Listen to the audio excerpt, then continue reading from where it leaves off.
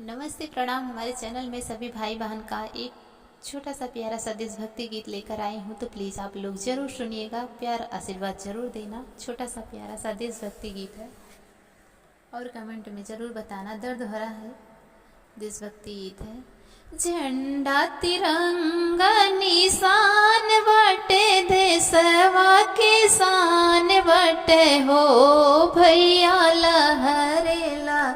बीच गगनवा, तो चारों ओरिया उजियार भैले हो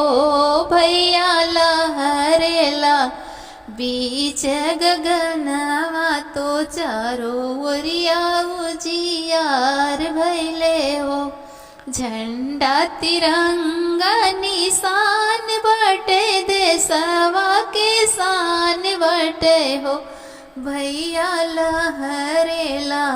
बीच गगनवा, तो चारों ओरिया उजियार भैले हो भैया लहरेला बीच गगनवा, तो चारों ओरिया उजियार भैले हो भैया लहरेला बीच गगनवा, तो चारों ओरिया उजियार भैले हो। ऊपरा के सहरिया तो नीचवा हरियर रंगे हो, ऊपरा के सहरिया तो नीचवा हरियर रंग हो भैया ओ भैया बीचवा में चक्र निशानवा, तो चारों ओरिया सोर भैले हो भैया बीचवा में चक्र निशानवा, तो चारों ओरिया सोर भैले हो भैया बीचवा में चक्र निशानवा, तो चारों ओरिया सोर भैले हो। फसिया पे भगत सिंह झोल गैले के तना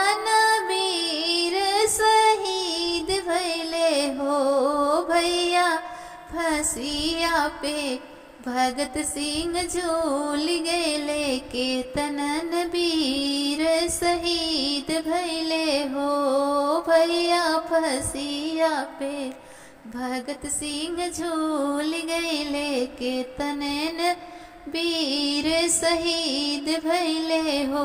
भैया के तनन माई बहिन के सिंदूरा धुले गैले हो भैया के तनन माई बहिन के चूड़िया जी तोड़ दिहले हो भैया के तनन माई बहिन के चूड़िया जी तोड़ दिए हो भैया के तनन माई बहिन के सिंदूराज धूल गैले हो भैया नाही झुके दिहले तिरंगा, तो देशवा आजाद कैले हो भैया वीर जवानो नाही झुक दिहले तिरंगा, तो देशवा आजाद कैले हो। झंडा तिरंगा अपन शान हवे,